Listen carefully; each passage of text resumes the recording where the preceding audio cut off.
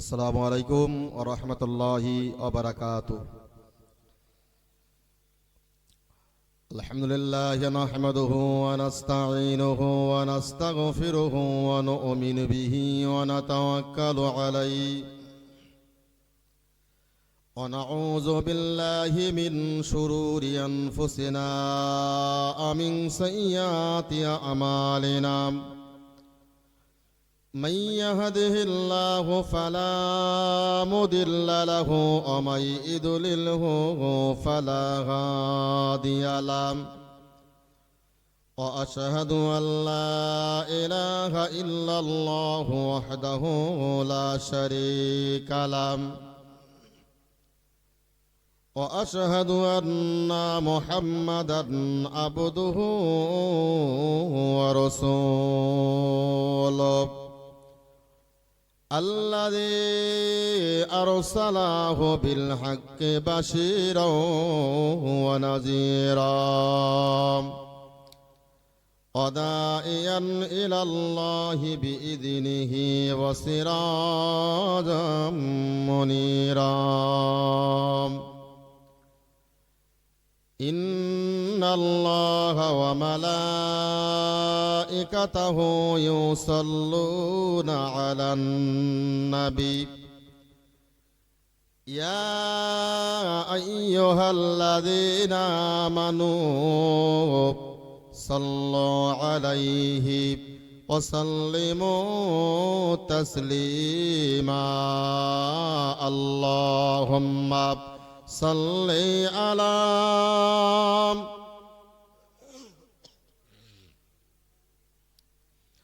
وعلى آل سيدنا.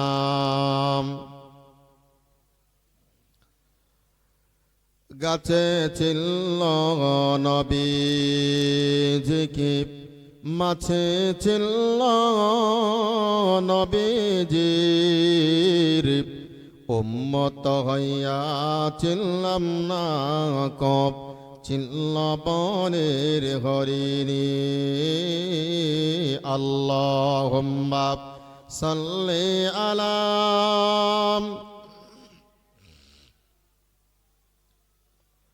ওয়ালা আলি সাইয়্যিদিনা।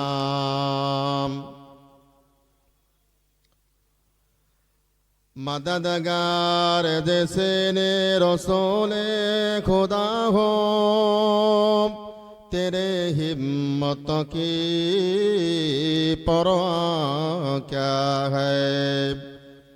ऐ हलीमा तुझे और क्या चाहिए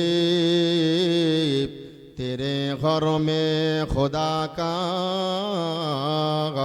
हबीबी आ गई। अल्लाहुम्मा सल्ली अला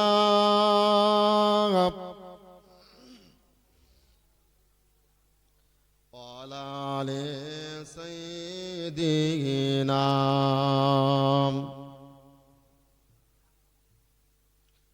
একটু কলেমার জিকির লা ইলাহা ইল্লাল্লাহ লা ইলাহা ইল্লাল্লাহ লা ইলাহা ইল্লাল্লাহ।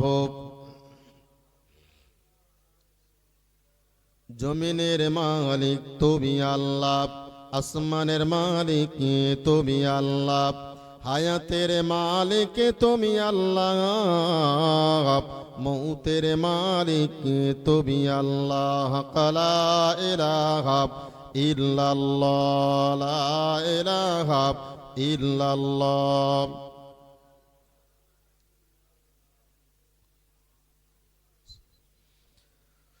সাল্লাল্লাহু আলাইহি ওয়াসাল্লাম। আজকের সবার সভাপতি মুআজ্জাজ মুকাররম উলামায়ে কিরাম,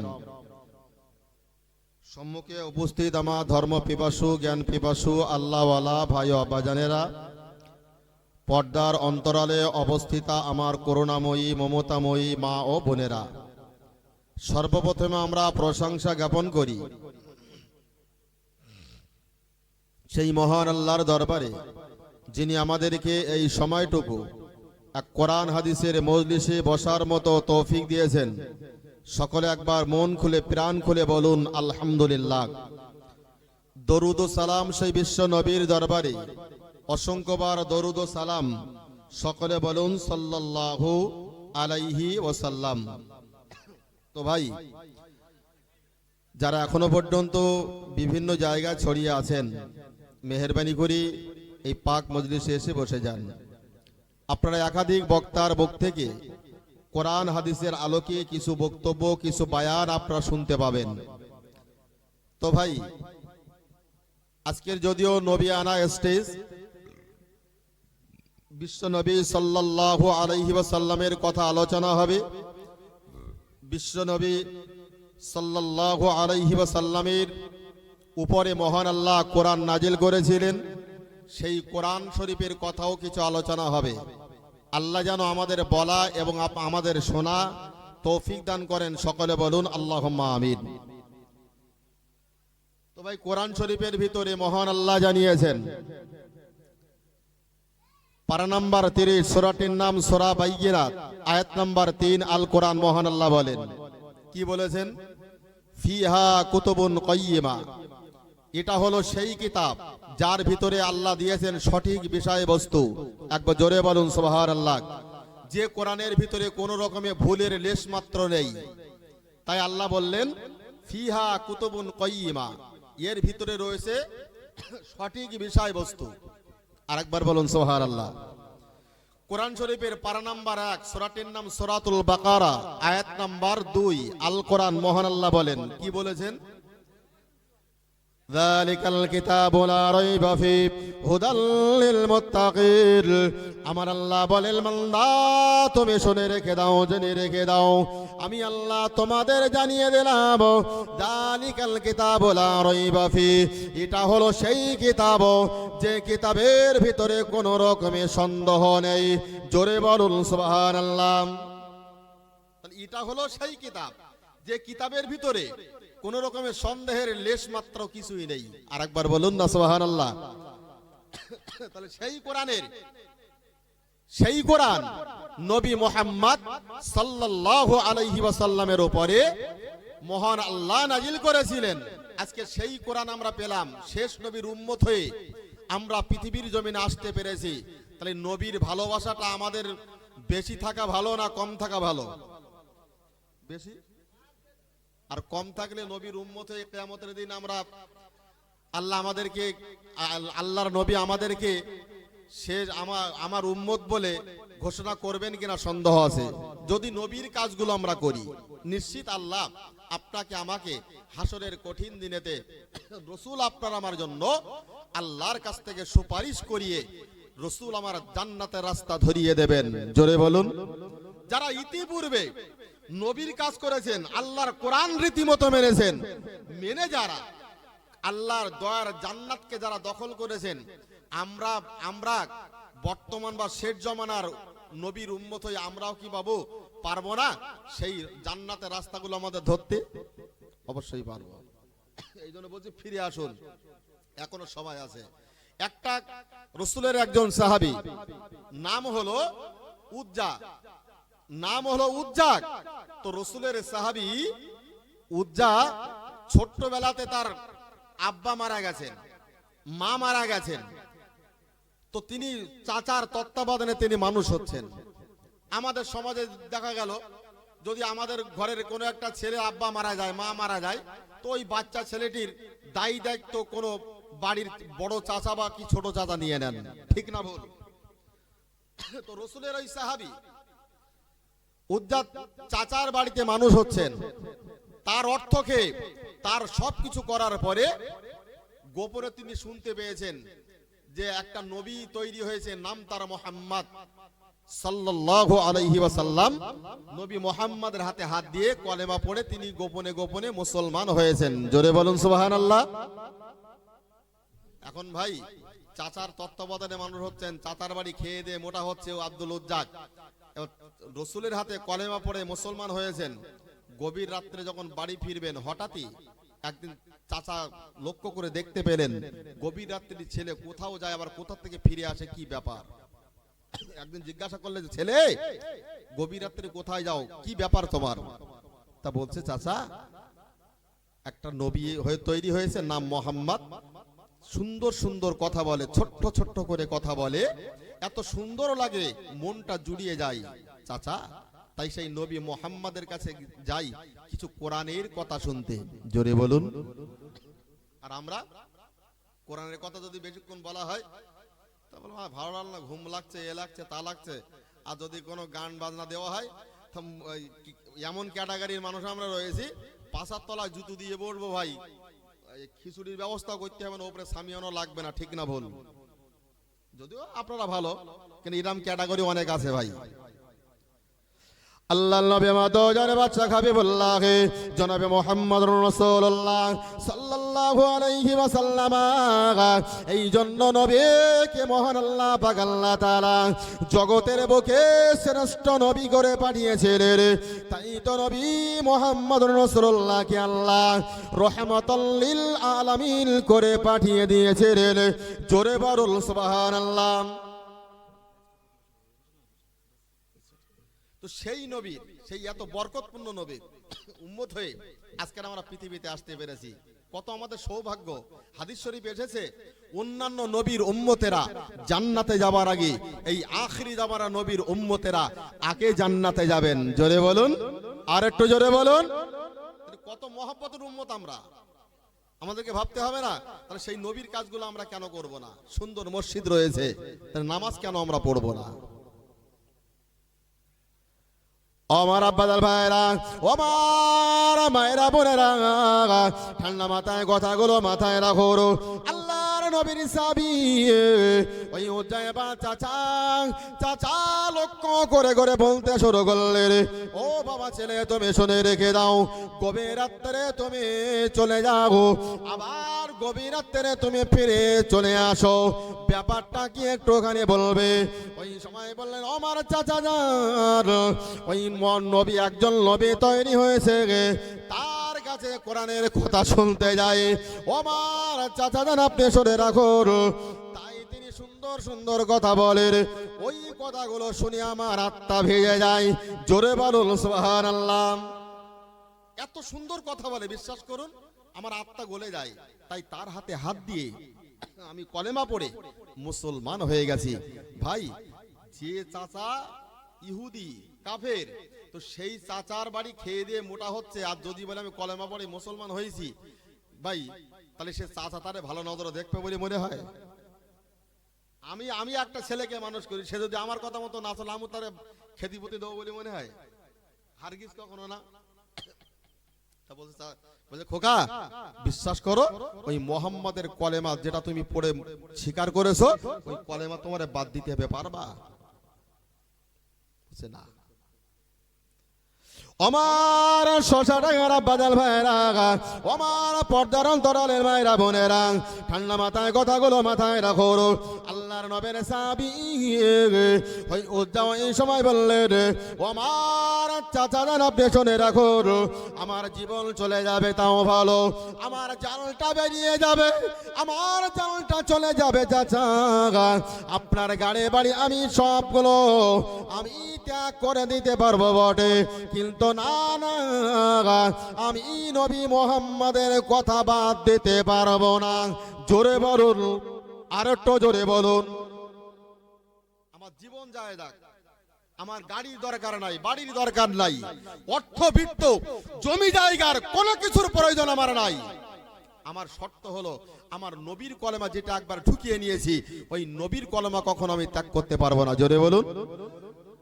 আমরা হলে বলে এই দুতলা বাড়ি পাবি, 10 বিঘে জমি পাবি, যাস যে ভুয়া, তাও ঠিক, এত কিছু চাচার আছে, যদি একটা জিনিস বাদ দিয়ে যদি সবগুলো পাই তা আমি ছাড়বো না কেন? ভাই লালসা লোভ বিরাট জিনিস, যেরাম ভালো আবার সেই নাম খারাপ।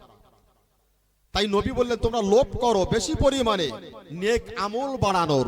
জোরে বলুন, তাহলে তোমরা আল্লাহর দয়ার জান্নাত পাবে। আমার ভাইরা ভালো করে মাথায় রাখো, ওই সময়তে চাচা দাঁড়িয়ে দাঁড়িয়ে বলতে শুরু করে, ও যা বাবা তুমি শুনে রেখে দাও, জেনে রেখে দাও, যদি তুমি নবী মোহাম্মদের ওই কলেমাটা তুমি ছেড়ে দিতে পারো, তুমি জেনে রেখে দাও, শুনে রেখে দাও, আমার গাড়ি বাড়ি অর্থবিত্ত গুলো, আমার বিষয় সম্পত্তি জমি জায়গাগুলো, আমার টাকা পয়সা যা রয়েছে সবগুলো তোমাকে দেওয়া হবে। তোমার কাছে আমার অনুরোধ, কেবলমাত্র নবী মোহাম্মদের ওই কলেমাটা ছেড়ে দিতে হবে। বললেন, ও আমার চাচা যান, আমি আপনার কাছে এটাই স্বীকার করব, আপনার বাড়ি আমি খেয়ে মোটা হয়েছে, আপনার অর্থ খেয়ে আমি বড় হচ্ছে বটে, আপনার টাকাগুলো আমি সর্বনাশ করেছি বটে, আপনার অর্থবিত্ত খেয়ে আপনার টাকা পয়সা দিয়ে কেনা আমার জামাগুলো, আমার পরনের কাপড়গুলো সব আমি ব্যবহার করে বটে, কিন্তু আপনার কাছে অনুরোধ, আপনি নবীর কলেমা ত্যাগ করতে বলবেন না। জোরে বলুন সুবহানাল্লাহ। চাচা, অনুরোধ আপনার কাছে, আপনি নবীর কলেমাটা আমাকে ত্যাগ করতে বলবেন না, যা বলবেন আমি সেটাই মেনে নেব। ও তো ইহুদি, সে কি ইহুদি একটা কলমা পড়লাম, কলমা পড়নেওয়ালা মুসলমানের কথাকে সে মানবে বলি মনে হয়? হারগিজ না। অবায়রা ভালো করে মাথায় রাখো, কিতাব লেখক পরিষ্কার করে বলে দিয়েছে রে, ওই সময়তে চাচা ডাটসে বলে দিলেন, ও বাবা ছেলে তুমি শুনে রেখে দাও, যদি তুমি ওই নবী মোহাম্মদের কথা, যদি তুমি কলেমাটা না ছেড়ে দাও, আমি তোমাকে পরিষ্কার করে বলে দিলাম, তুমি এমনি করে আমার অর্থবিত্ত সবগুলোকে ছেড়ে দিয়ে তুমি তোমার নবীর দরবারে চলে যাবে। কি কোথায় তুমি চলে যাবে তোমার ব্যাপার, না না, আমার অর্থবিত্ত গাড়ি বাড়ি গুলো তোমাকে কিছুই দেওয়া হবে না, কিচ্ছু দেওয়া হবে না, চলে যাও। আমার অর্থ, আমার গাড়ি, আমার বিষয় সম্পদ যা রয়েছে যা কিচ্ছু দেব না ওই কলেমা পড়ার কারণে। ভাই আমার বক্তব্য ওই জায়গাটাই যে আজকের এত অর্থ গাড়ি বাড়ি সবকিছু ছেড়ে দেওয়ার কারণ হলো একটাই, সত্যের জায়গায় দাঁড়িয়ে থাকার কারণে। সেটা হলো লা ইলাহা ইল্লাল্লাহ মুহাম্মাদুর রাসূলুল্লাহ সাল্লাল্লাহু আলাইহি ওয়াসাল্লাম। এই কলেমাটা স্বীকার করে সত্যের জায়গায় দাঁড়ানোর কারণে আজকের অর্থবিত্ত সবকিছু ত্যাগ করে দিয়ে আজকে তাকে চলে যেতে হচ্ছে চাচার দরবার থেকে। নবীর দরবারে একটা জায়গা তৈরি করা আছে, ঘর তৈরি করা আছে, সেই যে ঘরটির নাম হলো আহলে সুফফা। যাদের আব্বা তাড়িয়ে দিয়েছে, মা তাড়িয়ে দিয়েছে, ভাই তাড়িয়ে দিয়েছে, মামা তাড়িয়ে দিয়েছে, যাবে কোথায়? নবীর দরবারে সেই জায়গায় থাকবে। সেই ঘরটার নাম হলো আহলে সুফফা। একবার জোরে বলুন। আমার আব্বাজান ভাইয়ের, আমার মায়েরা বোনেরা, ঠান্ডা মাথায় কথাগুলো মাথায় রাখো। ওই সময়তে উদ্যাবার নিজের সামালপত্র গুলো গুছিয়ে নিয়ে ওই নিজের সামালপত্র গুলো গুছিয়ে নেওয়ার পরে এবার তিনি চাচার বাড়ি ছেড়ে চলে যাবেন।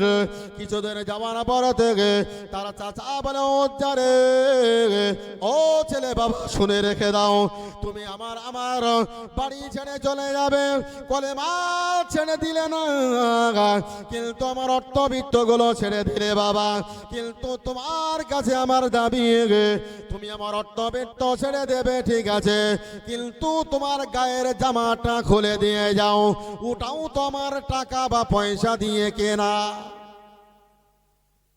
বলে গায়ে যে জামাটা আছে না, ও আমার টাকায়, খোলো, তুমি যাও, চলে যাও, ঠিক আছে, গায়ে জামাটা খুলে দিয়ে তারপরে যাও। উজ্জাক রাসূলুল্লাহকে স্মরণ করে হাসতে হাসতে জামাটা খুলে দিলেন, দিয়ে বলছে, চাচা এবার আমি আমার গন্তব্যস্থলের দিকে চললাম, নবী মুহাম্মদ সাল্লাল্লাহু আলাইহি ওয়াসাল্লামের দরবারে। জোরে বলুন না সুবহানাল্লাহ।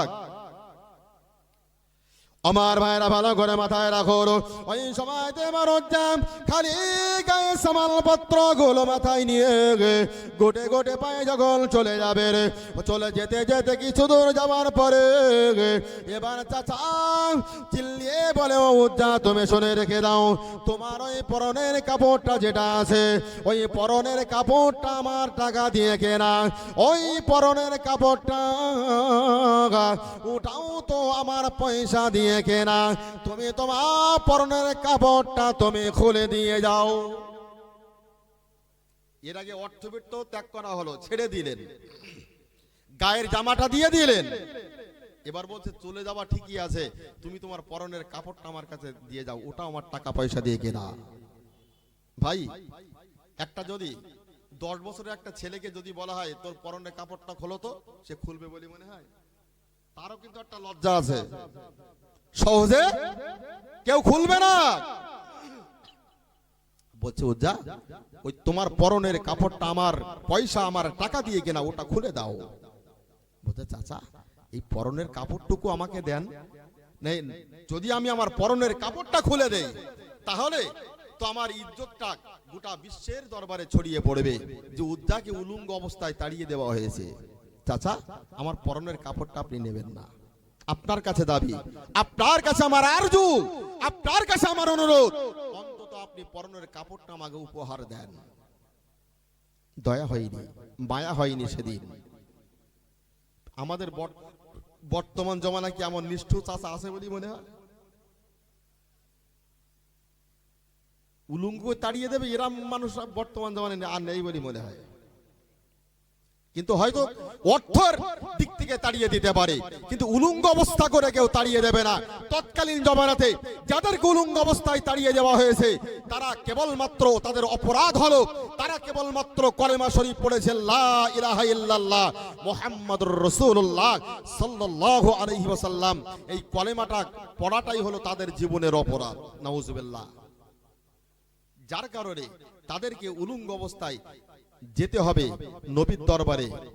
দেখুন চলুন ইতিহাস কি বলছে, নবীর হাদিস কি বলছে।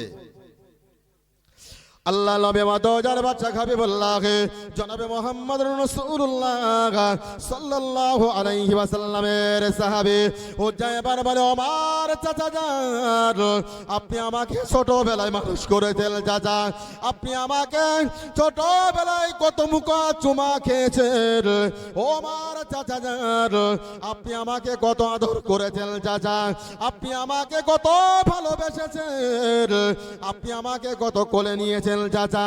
আজকের আপনার কাছে অনুরোধ, আপনার কাছে আমার আরজু, ওমার চাচা আপনি শুনে রেখে দিল, জেনে রেখে দিল, আমার পরনের কাপড়টা খুলে তাড়িয়ে দেবেন না।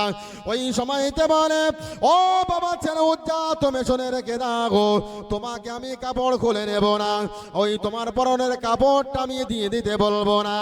একটাই কারণ, সেটা হলো যদি তুমি নবীর কলেমাটা ছেড়ে দিতে পারো। ওই সময় বললেন না না আমার চাচা জানা পেছনে রাখুন, জেনে রাখুন আমার জীবন চলে যাবে, আমি উলঙ্গ অবস্থা হয়ে নবীর দরবারে চলে যাব, কিন্তু না না না আমি কোন নবী মুহাম্মাদের ওই কলেমাটা আমি ছেড়ে দিতে পারবো না। জোরে বলুন সুবহানাল্লাহ। না আমি নবীর কলেমা ত্যাগ করতে পারবো না। আর একবার বলেন না সুবহানাল্লাহ। কত ভালোবাসা নবীর প্রতি তাদের, আজকের আমাদের প্রতি নবীর কত ভালোবাসা। যদি কোনো একটা মানুষ নবীর বিরুদ্ধে কোনো খারাপ কথা বলে, অন্তত তাকে বুঝাতে না পারলেও এতটুকুই তো আমরা বলতে পারবো, ভাই একটা শ্রেষ্ঠ মানুষের নামে এমন কথা বলতে নাই। জোরে বলুন, এতটুকুই তো বলতে পারবো। আর যদি সত্য হক এবং বাতিলের কথার প্রতিবাদ না করেন, নবী বলেছেন হাসরের কঠিন দিনে তাকে বোবা শয়তান করে তোলা হবে। কোথায় আছি আমরা? একটা বড় প্রতিবাদ করি না। দেখেন এখান থেকে বেশ 2-3 বছর গত হয়ে গেছে, বাইরের একটা দেশ নবী মুহাম্মাদের নামে কার্টুন তৈরি করেছিল, শুনেছিলেন না? তার বিরুদ্ধে ব্যাপক আন্দোলন শুরু হয়েছিল। আন্দোলন করার কারণেই সেই কার্টুনটাকে বাজেয়াপ্ত করা হয়েছিল, বন্ধ করে দেওয়া হয়েছিল, নেট থেকে সেটা তুলে নেওয়া হয়েছিল। তারাই তো আল্লাহর দরবারে খাঁটি মুসলমান হিসাবে গণ্য হবেন। আর একবার বলুন না সুবহানাল্লাহ। আমার আব্বাজান ভাইয়ের, আমার পর্দার অন্তরালের মায়েরা বোনেরা, ঠান্ডা মাথায় কথাগুলো মাথায় রাখো। আল্লাহর নবীর ওই সাহাবী ওই সময়তে বলেন আমার আমার চাচা জান, আপনি শুনে রাখুন, জেনে রাখুন, আপনার কাছে আমার অনুরোধ, আপনার কাছে আমার ভিক্ষা, অন্তত আমার পরনের কাপড়টুকু এতটুকু আপনি নিয়ে নেবেন না। না না, এই পরনের কাপড়টা নেবেন না। ওই সময় বললেন, না না, ও বাবা ছেলে, তুমি শুনে রেখে দাও, তুমি কলেমা যদিও স্বীকার করে নিয়েছ, নবী মুহাম্মদের দলে চলে গেছো, ওই কলেমা ছেড়ে দেবে না। তার কারণ আমি তোমাকে বলে দিলাম, ওই পরনের কাপড়টা না খোলা পর্যন্ত আমি তোমাকে এক কদম যেতে দেব না। ওই সময়তে তিনি আল্লাহর কাছে দুকাল হাত তুলে কাঁদতে শুরু করলেন, ও রব্বুল আলামিন, আজকে নবীর কলেমা স্বীকার করার কারণে আপনার দিল ধর্ম স্বীকার করার কারণে, ইসলামকে মেনে নেওয়ার কারণে আজকে আমাকে উলঙ্গ অবস্থায় যেতে হবে। ও রব্বুল আলামিন, এই সংবাদটুকু আপনি আল্লাহ আপনার পশু পাখি দাঁড়াতে আমার বিশ্ব নবীর দরবারে আপনি পৌঁছে দেন। জোরে বলুন সুবহানাল্লাহ। এত করুণ দৃশ্য তাদের। হয়তো এক শ্বাস খাওয়া হয়েছে, আজ 3 শ্বাস খাওয়া হয়নি। শুধু বীরে মামুনার পানি খেয়ে, শুধু সাদা পানি খেয়ে, হয়তো সারাদিন একটা শুকনা খোরমা খেয়ে তাদের জীবনটাকে বাঁচিয়ে রাখতে হয়েছে। তথাপিও তারা নবীর কদম থেকে জাররা পরিমাণ তারা বা কিঞ্চিত পরিমাণ তারা সরে দাঁড়ায়নি। আজকে সুখী সংসার, আমাদের কোনো অভাব নেই, খাবার অভাব নেই, টাকার অভাব নেই, পোশাকের কষ্ট নেই। আজকের কেন আমরা দ্বীন ইসলামের ছায়াতলে আমরা চলে আসবো না? অনুরোধ করছি, ফিরে আসুন। বলছো যা, বাহানা ছেড়ে দিয়ে পরনের কাপড়টা খুলে দাও। পরনের কাপড়টা খুলে দিচ্ছেন। আল্লাহ নবী মাদজার বাচ্চা হাবিবুল্লাহ জনাবে মুহাম্মদুর রাসূলুল্লাহ সাল্লাল্লাহু আলাইহি ওয়াসাল্লাম আর সাহাবে, ওই সময়তে আব্দুল উজ্জা নিজের চোখ দিয়ে টপ টপ করে পানি গড়িয়ে পড়তে লাগলো। পানিগুলো গড়িয়ে পড়ছে। ওই সময়তে নিজের পরনের কাপড়টা খুলে দিলেন। ওই পরনের কাপড়টা খুলে দিয়ে নিজের লজ্জার স্থানটা ঢেকে নেওয়ার জন্য নিজের দুই হাতটা এমন করে দিয়েছেন, আর নিজের সৎ মার দিকে লক্ষ্য করে বলেন, ও আমার আম্মা জান, এই কলেমা পড়ার কারণে আজকে আমাকে উলঙ্গ অবস্থায় দাঁড়িয়ে দিল। আপনার কাছে আমার অনুরোধ, আপনি অন্তত আমার লজ্জার স্থানটা ঢাকার মতো কোন একটা কাপড় কি আপনি দেবেন? জোরে বলুন সুবহানাল্লাহ। ছোট্ট একটা কাপড় দেবেন, অন্তত নিজের আমার লজ্জার স্থানটা ঢেকে রাখার মতো। নিজের যদিও সৎ মা, তবু দৌড়ে ঘরে চলে গেলেন, গিয়ে একটা ছেঁড়া কম্বল, চতুর্দিকে ছেঁড়া।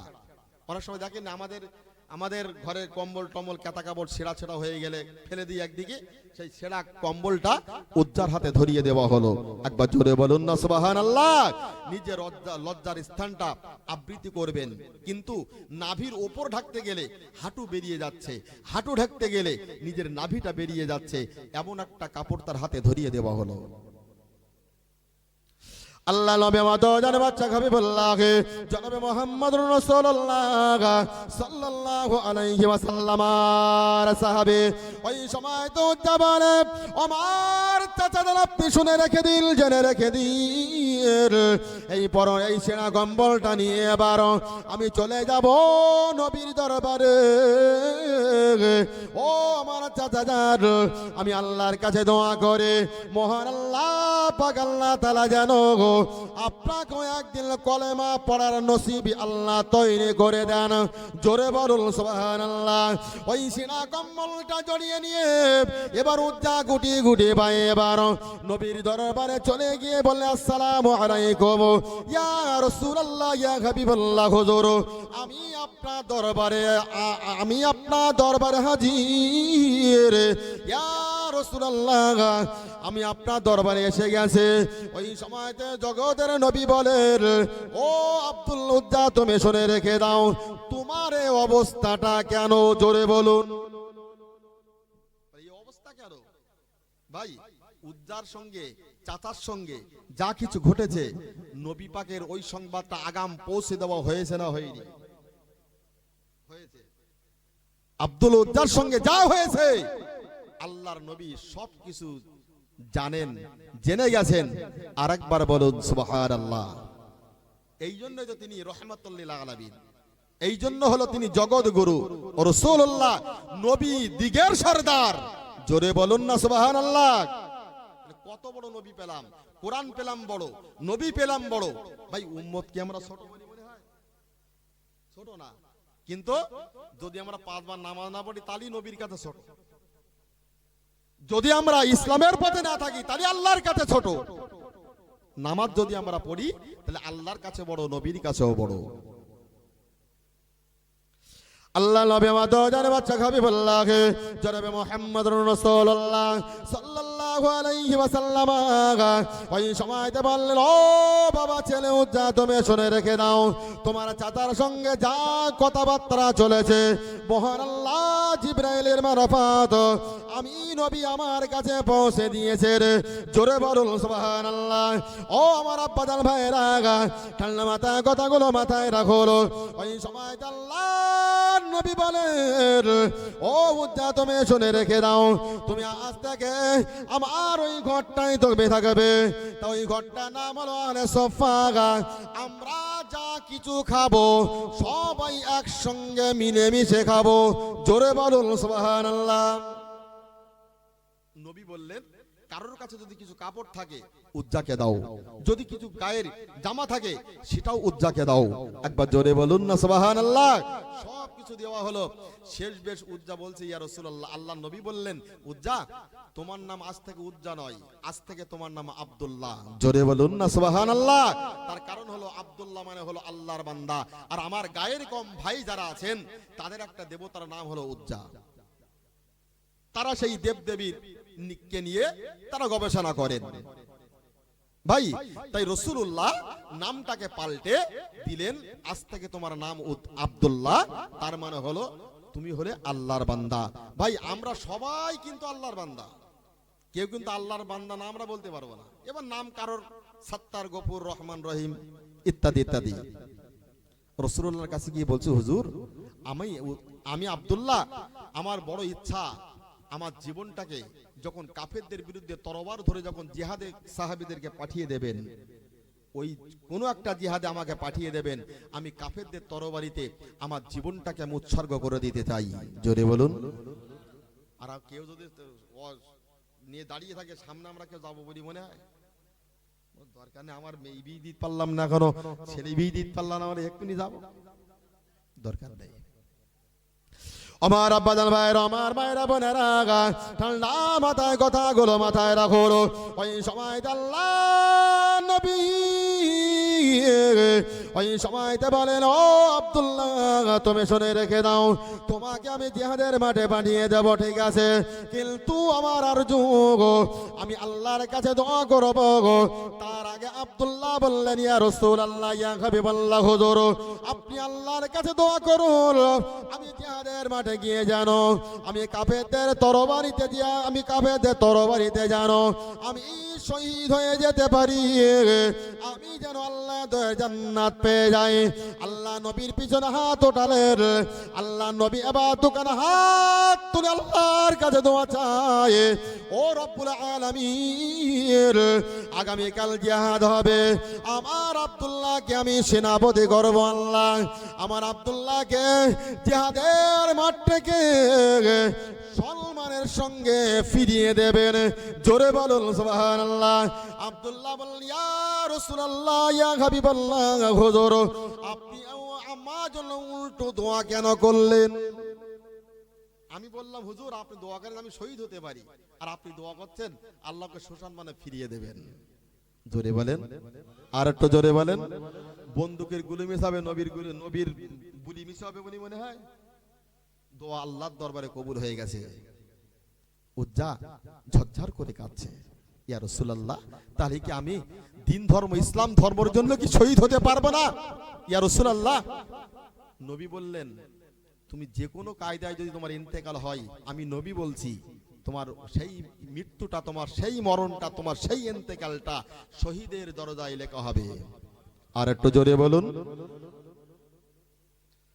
আমার ভাইরা ভালো করে মাথায় রাখো, ওই সময় আল্লাহ নবী তো যার বাচ্চা হাবিবুল্লাহ জনাবে মুহাম্মদুর রাসূলুল্লাহ বললেন, ও বাবা আব্দুল্লাহ, তুমি শুনে রেখে দাও, জেনে রেখে দাও, আমি দিনের নবী মুহাম্মদুর রাসূলুল্লাহ বলে দিলাম, তোমার যদি তুমি জ্বরে মারা যাও, তোমার যদি পেটের ব্যথায় মারা যাও, তুমি আব্দুল্লাহ যদি অ্যাক্সিডেন্টেও মারা যাও, আমি দিনের নবী মুহাম্মদুর রাসূলুল্লাহ বলে দিলাম, তোমার ইন্তেকালটা হবে, তোমার ইন্তেকালটা হবে শহীদের মরণ। জোরে বলুন সুবহানাল্লাহ। আর আল্লাহ রাস্তায় যারা শহীদ হয়ে মারা যান, ওরা কখনো মৃত নয়। জোরে বলুন। যারা কলেমা প্রচারের জন্য কাফেরদের তরবারিতে শহীদ হয়ে মারা গেছেন, ভাই ওদেরকে আল্লাহ বললেন, ওদেরকে তোমরা মৃত বলো না, মৃত বলো না, বরং তোমরা বলো ওরা জীবিত। জোরে বলুন না সুবহানাল্লাহ। আমরা মৌলভী সাহেব যদি দেহ পাক পবিত্র থাকে, এই অবস্থায় মরণ হয়ে যায়, ভাই কবর দেওয়ার আগে আমার গোসল দেওয়া হবে না? হবে না? হবে তো। কিন্তু নবীর সাহাবী যারা জিহাদের মাঠে শহীদ হয়েছেন, ওদের গোসল দেওয়া হয় না, ওই অবস্থায় ওদের দাফন দেওয়া হয়। জোরে বলুন। যদি বলেন তাদের দেহে রক্ত থাকে, সে রক্তগুলো হাদিস শরীফে এসেছে, ওই অবস্থাতেই, ওই রক্তাক্ত অবস্থাতেই, ক্ষত বিক্ষত অবস্থাতেই তাদেরকে কবর দেওয়া হয়। আর হাসরের মাঠে আল্লাহ ওদেরকে ওই অবস্থায় উঠাবেন। জোরে বলুন। অবায়রা বালা করে মাথায় রাখো, তাই আমার আল্লাহ পাক আল্লাহ তাআলা কোরআন শরীফের ভিতরে স্পষ্ট করে জানিয়ে দিয়েছেন, ওয়ালা তাকুলু লিমান ইয়াকতুলু ফি সাবিলিল্লাহি আমওয়াত বাল আহইয়াউ।